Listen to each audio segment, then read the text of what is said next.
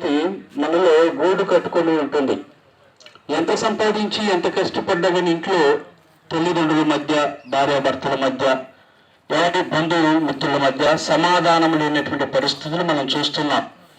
బాగా ధనమున్నటువంటి కుటుంబాలను చూసినా వారి జీవితంలో కూడా ఏదో అనారోగ్య సమస్య, ఏదో ఒక తెలియనటువంటి చెప్పుకోలేనటువంటి సమస్యలతోటి ఉంటున్నాం.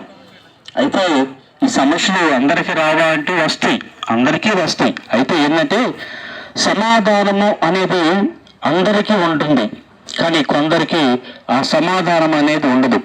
ప్రాముఖ్యంగా ఈ సమాధానము ఎక్కడి నుంచి వస్తుంది అని అంటే సమాధానకర్త అయినటువంటి క్రీస్తు ప్రభు వారే ఈ సమాధానాన్ని ఇస్తాడు.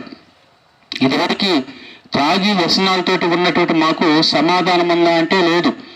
ఎప్పుడు మాకు శాంతి సమాధానం కలిగినట్టే యేసుక్రీస్తు ప్రభువుని విశ్వసించినప్పుడు, సమాధానకర్త అయినటువంటి దేవుణ్ణి అంగీకరించినప్పుడు మా హృదయాల్లోకి తెలియనటువంటి ఆనందము, సంతోషము, సమాధానము మా హృదయంలోనికి వచ్చింది.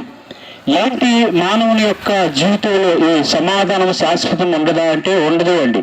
ఎందుకు అనంటే ఈ సమాధానము, సంతోషము మన జీవితాల్లో లేనికుండా చేస్తుంది ఒకటి ఏంటి అంటే అది పాపము అనేది. ఈ పాపము మానవుని జీవితంలో సమాధానం లేనికుండా చేస్తుంది, సమాధానం ఉండటం లేదు. దానికి కారణం పాపం.